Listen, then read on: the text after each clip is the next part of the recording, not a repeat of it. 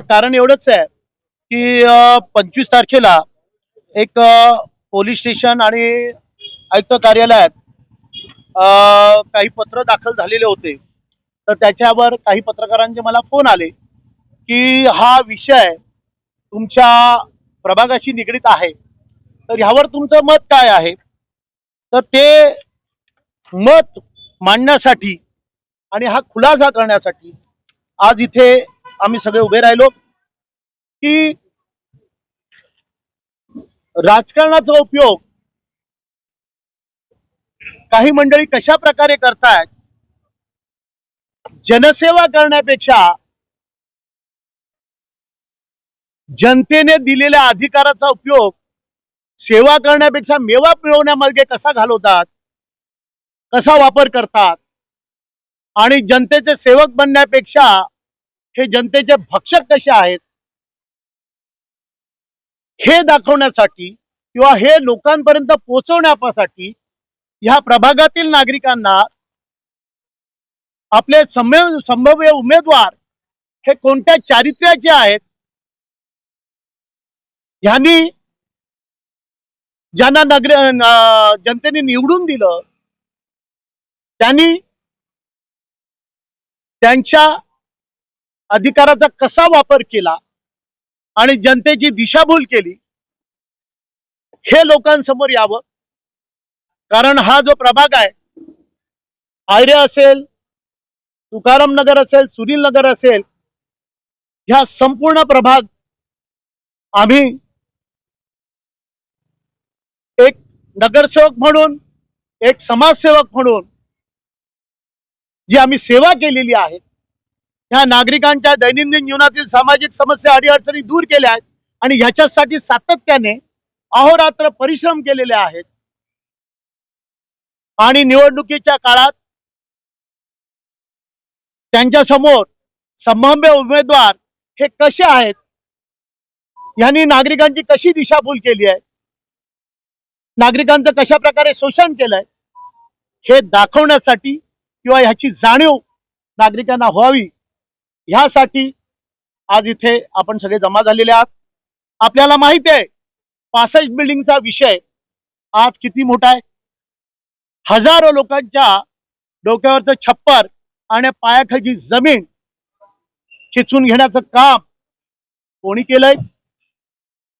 तर बघा, ही महापालिकेची ऑर्डर आहे.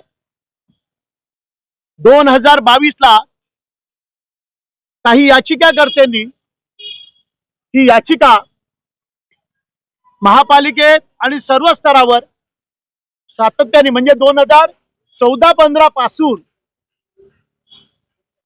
या तक्रारी महापालिका असेल, पोलीस स्टेशन असेल, ह्यांच्याकडे तक्रारी अर्ज गेलेले आहेत. परंतु कोणती अशी शक्ती आहे की ह्या तक्रारीवर अंमलबजावणी होत नाही. जर ही अंमलबजावणी 2014 झाली असती किंवा 15 झाली असती तर आज 65 बिल्डिंगसारखा विषय ऐरणीवर आला नसता. आज जे खोट्या बांधकाम परवानग्या घेऊन लोकांची दिशाभूल, हजारो लोकांच्या डोक्यावरचं छप्पर उडवण्याचं काम जे करतायत, जर तेव्हा शासन झालं असतं तर आज ही वेळ आली नसती. बरोबर आहे ना. तर ह्यांच्यावर शासन कधी होणार त्याच्यावर अहवाल आहे. अहवालामध्ये क्लिअर लिहिलेलं आहे, यांना दोषी म्हणून करार दिलेला आहे. हा, त्यांचं नगरसेवक पद रद्द करण्याचं सुद्धा मंदार डावरे.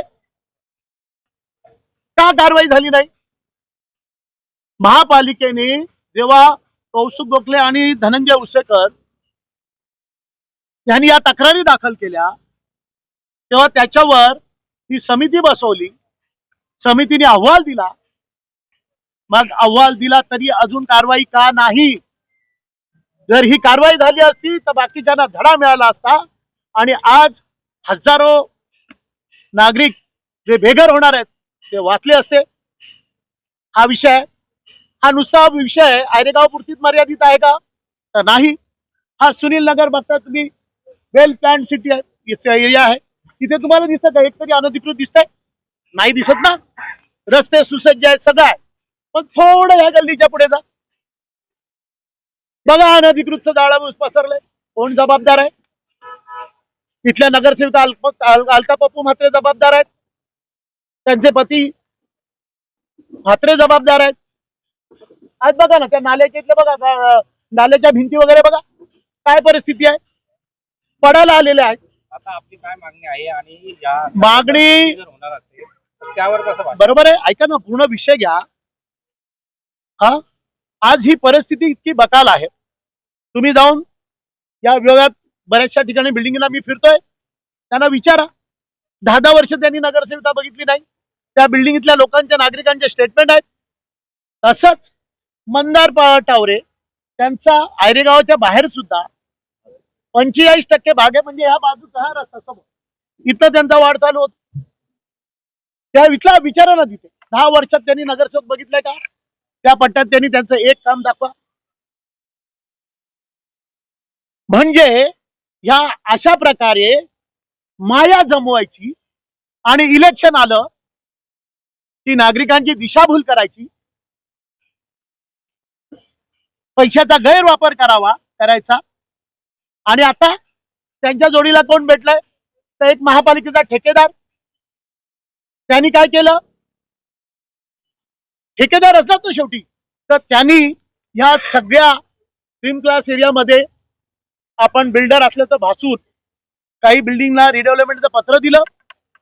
ज्या सोसायटीच्या पदाधिकाऱ्यांनी त्यांना रिडेव्हलपमेंटला दिलं नाही, दुसऱ्या बिल्डरला दिलं, तर त्यांची मारहाण या चौकात केली. त्याच्यावर गुन्हा दाखल आहे, पेपरला बातमी आहे. मग का गुन्हा दाखल होत नाही? त्याच्या पलीकडे जाऊन काही सोसायट्यांना ह्या निवडणुकीच्या काळात आमिष दाखवण्याचं काम सुरू आहे. बरं, महानगर कंपनीने तिथल्या लाईन टाकताना त्यांचं थोडं चरी भरण्याचं काम थोडंसं बाकी आहे.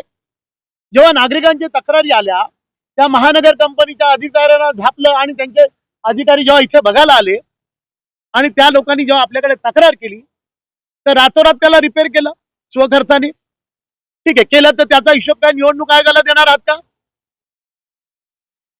तिथे पत्रे बसवले, त्याचा हिशोब निवडणूक आयोगाला देणार आहात का? जर आपल्याकडे दाखवायला काही काम नाही तर ही आमिष देऊन तुम्ही काम कराल का? असे एक ना अनेक सवाल आहेत.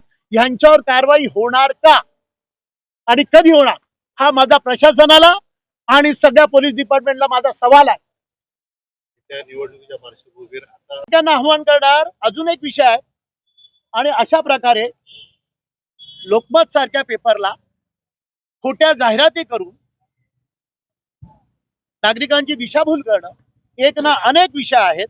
मागच्या त्याच्यात आम्ही घेतलं की आम्ही केलेली कामं खोटी कशी, खोटं श्रेय लुटण्याचं काम सुद्धा या लोकांनी केलं. नागरिकांची दिशाभूल त्याचाही पर्दाफाश मी केला, ह्याच चौकात केला. त्याचं उत्तर आज तक मिळालं नाही. तर माझ्या सुज्ञ नागरिकांना आता प्रश्न आहे की तुम्ही अशा लोकांच्या हातात ही धुरा देणार आहात? त्यांच्यापर्यंत हे पोचलं पाहिजे की कशा प्रकारे यांचा भ्रष्टाचार चालू आहे. नागरिकांचा सेवक बनण्यापेक्षा नागरिकांचे कसे भक्षक बनून बसलेले आहेत आणि हे लोकांपर्यंत पोहोचावं, ह्यासाठीच आजचा खटाटोप आहे. आणि नागरिक सुज्ञ आहेत आणि नागरिकांपर्यंत तुमच्या माध्यमातून हा संदेश पोहोचेल. आणि मी जे काय सांगितलं जबाबदारीने सांगतोय. मी मागच्या वेळेला सांगितलं, याच्यातला एकही शब्द खोटा असेल तर आम्हाला सहकार्य करू नका. आणि त्याच्या उलट जर आम्ही जनसेवा केली असेल आणि आमच्या घामाने आणि कष्टाने हा वॉर्ड आम्ही चिंतलाय, आज 95 पासून आज तक आहेत, आमच्या परिवारावर या विभागातील नागरिकांनी आशीर्वाद दिलेला आहे. आज कल्याण डोंबिवली महानगरपालिकेत सगळ्यात जास्त मताधिक्य मिळण्याचा मान मला मिळालेला आहे आणि त्याला अनुसरून आम्ही काम पण करतोय. आणि त्याच्यावर हे बघा, सर्वाधिक मताधिक्य मिळालेला रिंगणाच्या बाहेर, म्हणजे लोकांची कशा प्रकारे दिशाभूल चालली आहे हे बघा. आणि हे लोकांना लोकांनी डोळे उघडे ठेवून कान नीट खुले ठेवून या सगळ्या गोष्टी ऐकण्यासाठी आणि ह्या लोकांपर्यंत पोहोचवण्यासाठी आजचा हा खटाटोप केलेला आहे.